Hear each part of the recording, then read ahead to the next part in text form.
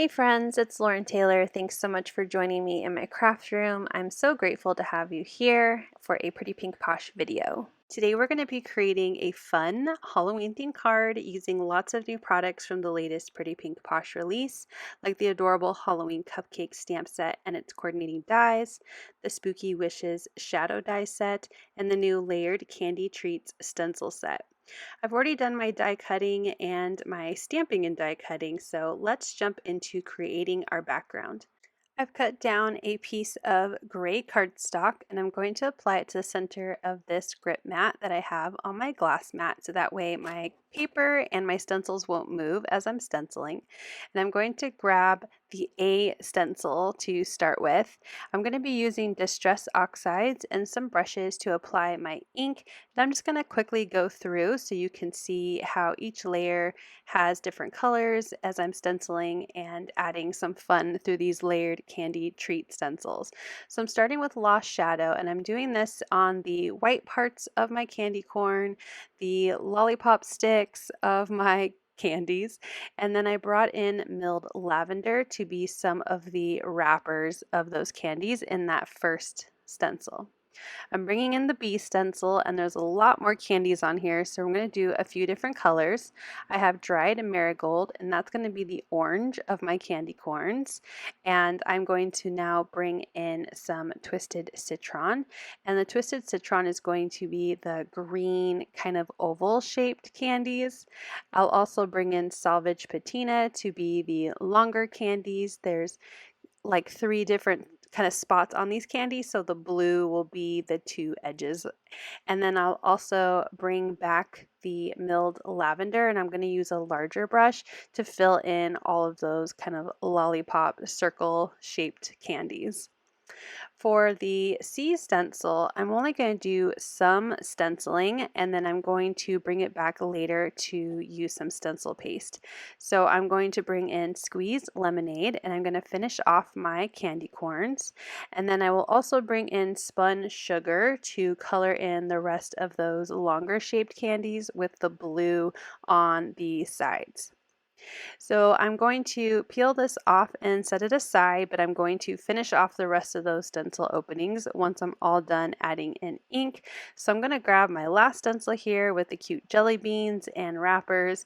And I did notice that I needed a little bit more orange and green on my card. So I'm just going to grab again that dried marigold and color in some of the jelly beans, and twisted citron and color in the rest of those jelly beans, and once again Lost Shadow to color in some of the wrapper ends. Those are my blue and pink candies. So now that everything is stenciled in, I'm going to just spray that third stencil in the layered set and clean off any of my distress ink, and I'm going to layer it right back onto my background. And then I'm going to grab some stencil paste. This is Pearl White Stardust Butter from the Crafter's Workshop, and I'm just using a little palette knife, and I'm going to add it where it layers onto an already colored in candy. So my green and purple candies, as well as the swirls on my lollipops. So just being very careful, take your time. I do speed up my videos, otherwise we would be here for an hour.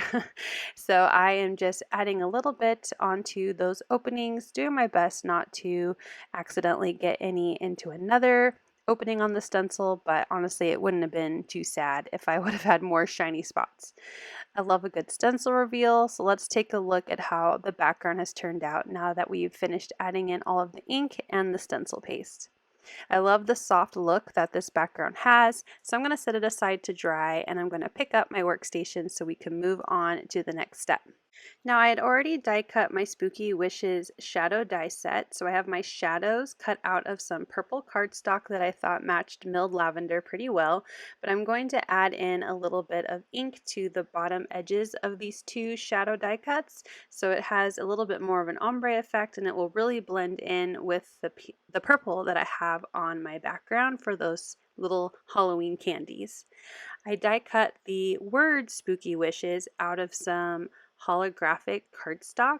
It does have a craft backing, so it doesn't look holographic right now, but it is on the other side. I'm using my tweezers to hold it and my glue with a fine point tip to add adhesive to the back side, and then I'm going to layer that onto the shadow die.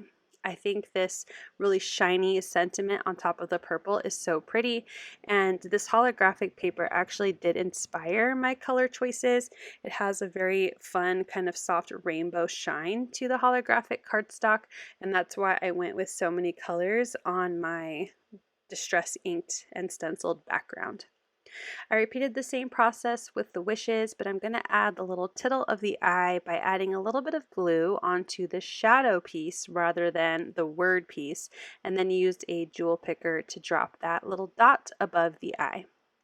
Now that my sentiment is done, I want to do some coloring of my images. I stamped 4 of the cupcakes. There are 6 total in this stamp set, but in my head I could only fit 4 when I was kind of determining what I wanted to do for this card.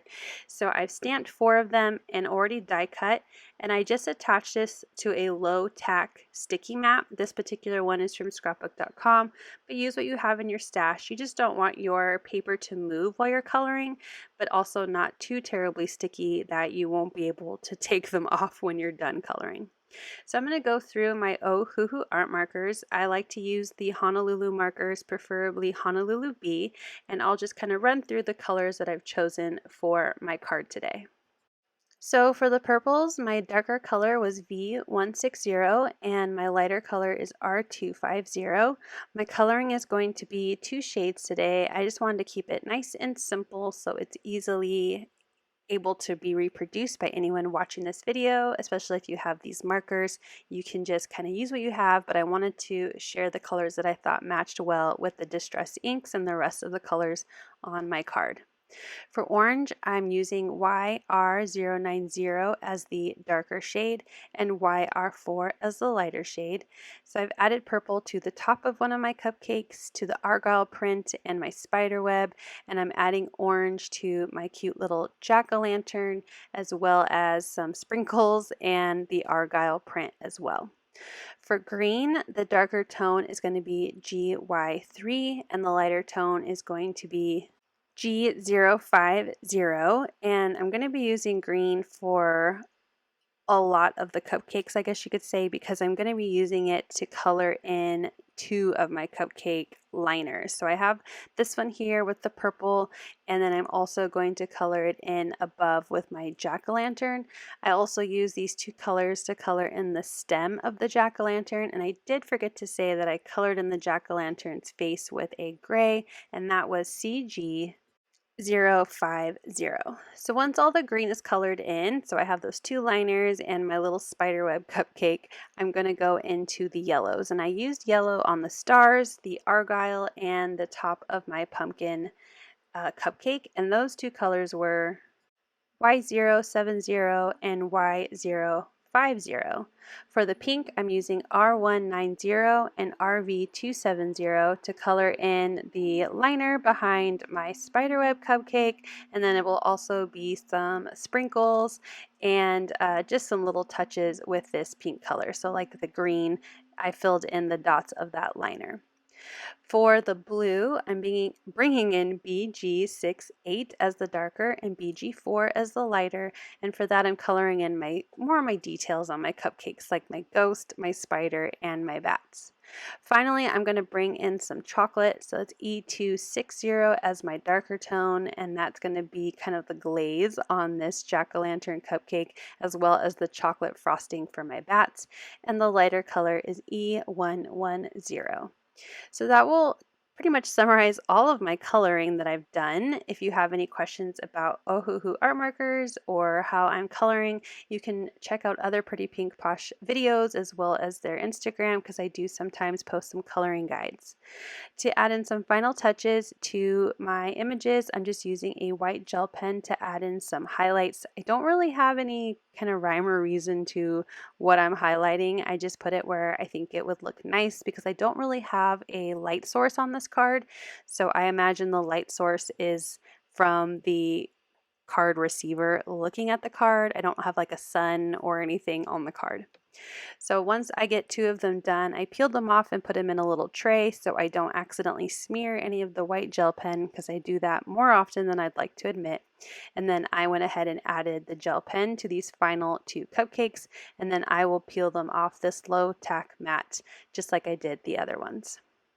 So now all of the different elements are done for my card. My background seems to be dry, so I'm going to go ahead and start assembling everything together. I have an A2 card base. This is side folding because I'm going to end up making a card in landscape, and I'm going to use my tape runner to attach my stenciled background to the center of the card.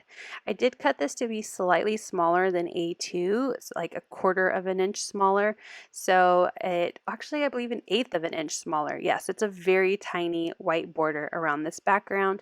So instead of 4 1/4 by 5 1/2, it was 4 1/8 by 5 3/8. But do what you like when you're adding your background to a card. I like a little bit of a thin white border. In my head, I was originally thinking I was going to do this card in portrait, but I wanted more of my background to show, so I kind of settled on this rough layout in landscape. So I was going to use my mint tape to help keep all of my different pieces of this card in place, but I decided to not worry about it. We're gonna wing it. We're gonna have some fun placing all of these images on. I added some foam adhesive behind my spooky wishes sentiment. Now the Y is going to tuck in behind the W and the I just because of the amount of space that I had on this A2 card. So I didn't add any foam adhesive behind those letters and instead added some wet glue. And then I'm going to tuck the end of my Y on top of the end of my H, little swirly part of the letter, the little flourish, and that way they just kind of overlap each other and fit kind of nicely together like that. I really like how this sentiment looks on my card background.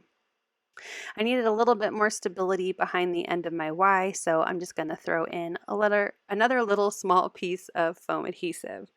Now I can place my cupcakes on. I am going to take a little minute here to figure out what color order I like the cupcakes. I was trying not to do, the 2 greens next to each other, but then the 2 chocolates next to each other was like too much brown on the side.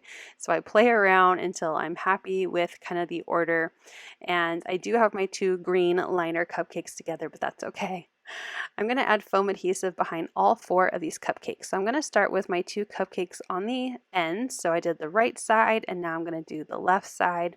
And then that way I can add the foam adhesive behind one of my centered and use the other one as a guide to make sure it's going to be all evenly spaced out. And then I put that last cupcake on. Again, everything on this card is adhered with foam adhesive. For some final touches, I'm going to grab one of the new clay confetti mixes. This is the Hocus Pocus mix, and I really loved the green bats in this collection, these little clay green bats, and I thought they would match really well with the greens on this card. So I'm going to use a jewel picker and just pick up a bunch of these bats and place them around my sentiment. Once I'm happy with how many I have and kind of the placement, I'm going to go ahead and put those back into my little baggie for storage. I do like to trim the name of the confetti mix and put it inside my bag so that way I remember what the name of each little embellishment pack is. And now I'm just using my jewel picker and some liquid adhesive to glue down all of my green little bats. Here's a final look at how my Spooky Wishes Halloween Cupcakes card turned out. I hope you are inspired by today's project and that you are just absolutely loving this brand new release from Pretty Pink Posh. Make sure to let me know in the comments below which cupcake is your favorite. I think mine definitely has to be the purple ghost cupcake. Thank you so much for watching. I hope you'll click like, and if you're new here, I hope you'll subscribe and come back. As always, you can find everything I use down below in the description box. Thank you and have a wonderful day. Bye!